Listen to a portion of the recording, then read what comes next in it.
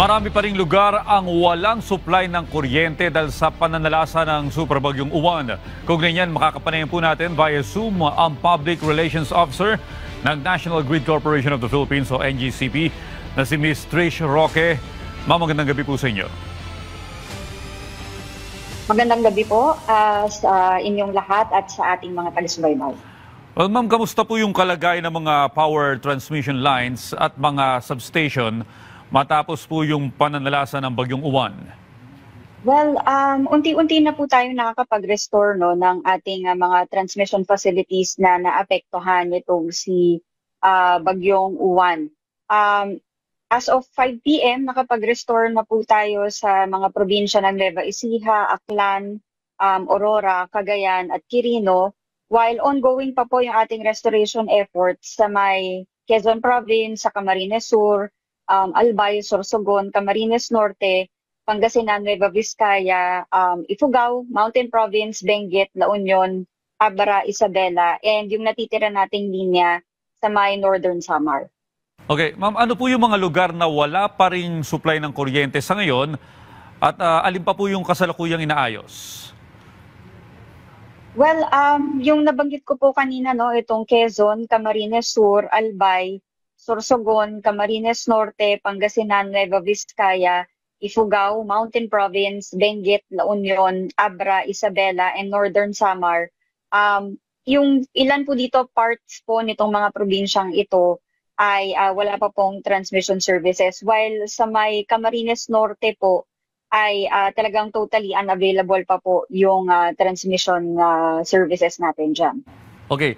Ma'am, nabanggit niyo po yung Pangasinan. Meron po dong 45 na barangay na wala pa din daw pong supply ng kuryente. Kailan po kaya inaasahang may babalik yung supply ng kuryente sa kanila, ma'am?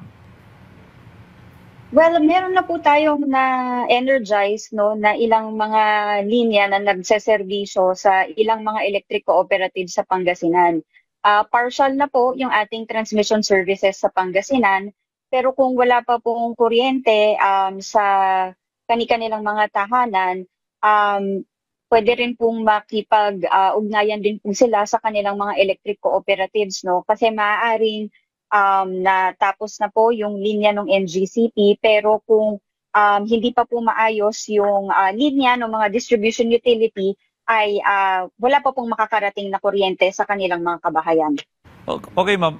Para po sa kaalaman ng ating mga kababayan, ano po yung mga hamon na kinakaharap ng NGCP sa pagsasaayos ng mga linya, lalo na dun sa mga isolated areas o yung mga liblib na lugar o yung mga lugar na baha pa rin?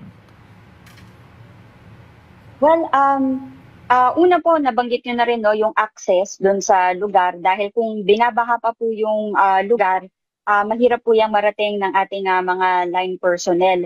And then bukod po dyan, yung debris rin po, yung dami nung debris, yung mga bumagsak na puno, etc. Lahat po yan, kasama po yan sa gagawing clearing na ginagawa po muna ng mga linemen habang ini-inspeksyon po nila yung linya bago po tayo tuluyang matapos yung assessment at makapag-restore po ng linya.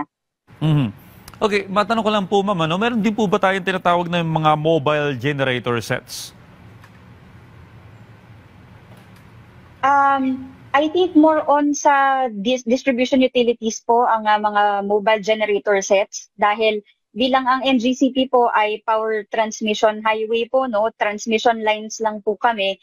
Kami po yung nagdadala ng kuryente mula sa mga generation companies papunta po sa mga distribution utilities o electric cooperatives. So para po makapag-energize po tayo halimbawa ng mga kabahayan, mga ospital, etc.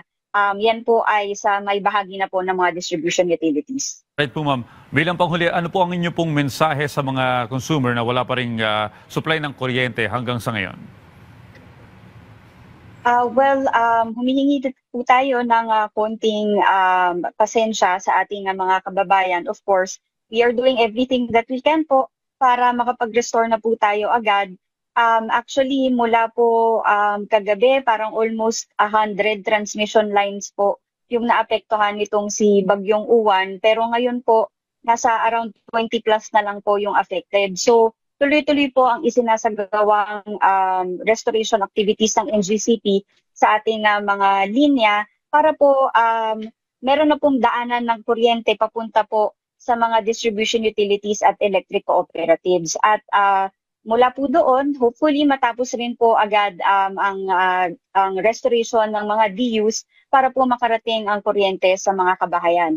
So with that po, pwede rin po umantabay ang ating mga kababayan sa mga social media accounts po ng NGCP para po updated po sila dahil every 4 hours po ay nagbibigay po tayo ng advisories tungkol po sa lagay ng ating transmission lines.